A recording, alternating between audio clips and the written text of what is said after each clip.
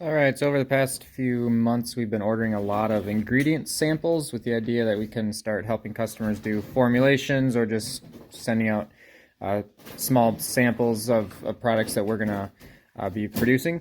However, as you can see, we're accumulating quite a bit here, so it's going to start becoming hard to know what samples we already have on hand, what ingredients we already have on hand, what we don't. So we need to come up with a way to keep track of that. So just very simple. We're just gonna have a simple spreadsheet here that Janelle, I, and Ben will have access to, so we can know before we order up ingredients that we have a simple way of keeping track of what we have on hand already and what we need to order. All right, so a quick improvement on the pricing or the ingredient catalog. So as we're building this out, one thing that we often get is a price quote that includes multiple tiered pricing, and that's really hard to kind of put into a spreadsheet without making it look really messy. So I've kind of attempted to do it here, but it makes it look messy because it's like all these different pricing tiers in a single cell. And so I decided, instead of doing that, I just thought this morning I'm going to take, I have a quote date that the quote was sent to me. I'm going to actually make a hyperlink to the email that I received the quote. So now for this product here, I'm just gonna include the pricing that is most likely to be relevant to us, and then I'll include a hyperlink that'll take me directly to the email that includes the full breakdown of the quote. All right, I found a nice improvement that Katie Rowe made on the liquid line here. We have these gripper belts running pretty slow, so that way they're easy for the capper to start the threads in.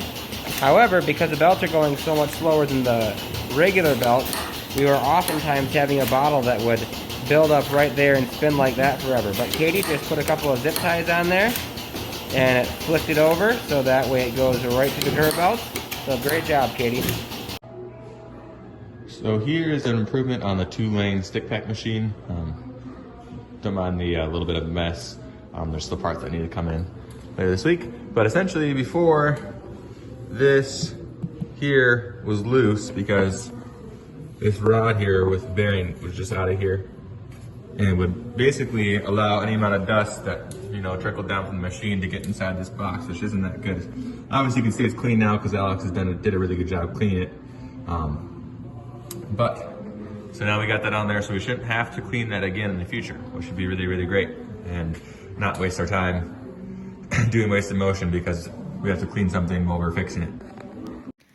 Hey, I just thought I would share a quick improvement that my father-in-law shared with me over the weekend. So if you're working in Chrome and you have a bunch of tabs open, let's say you have like 5 tabs that are applicable to one project you're working on, you can actually group these together. So you right-click on a tab, add to new group. You can name the group. I'm going to name it Wake Up Water, and then you can give it, a color code or whatever. Now you can click and drag all the tabs related to that project that you're working on into a group, and now if you move on to want to work on something else quick, you can just hide all these tabs, and then once you go back to work on that project, open them up so they're not cluttering your view.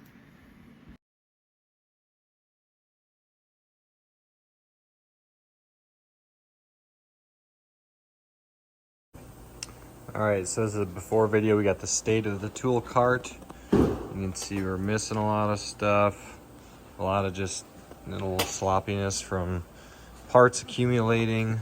You can see these bins have things in them that shouldn't be in them, and everything is just kind of mismatched here.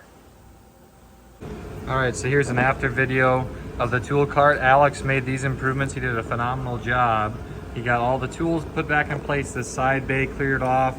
We weren't sure what to do with a lot of the parts, so we organized what we could and moved the rest to the tool area so those could be sorted out. We're still missing a screwdriver and a crescent wrench, but at least now we know what we're missing. Then he also reorganized all of these bins. Were all mixed together. There were fasteners and parts there shouldn't have been, and it's like they were just put randomly back in here. And then down here, he also tidied this up phenomenally well.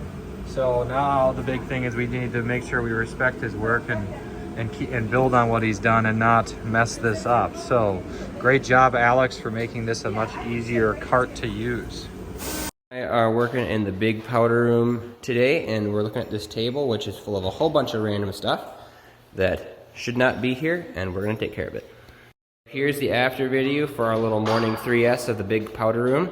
As you can see, we cleared off pretty much everything that was on that table. It either belonged in the tool area or there were bags that didn't need to be here. All kinds of just random stuff we got rid of, and now they're in the locations they're supposed to be. Anything that goes with the SolPak machine is with the SolPak machine, so there's going to be no searching for parts if anyone needs to know where they're at. We have this cord on the machine, and we're not using the machine for a while, so we got rid of that yellow air hose that was over here, messing everything up. So now it's much better, and it'll be easy to keep nice and clean until we need to use the room again.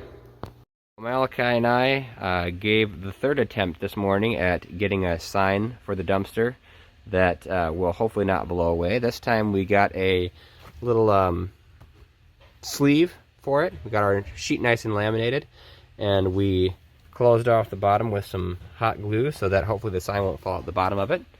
And hopefully this will work and not blow away this time. Fingers crossed.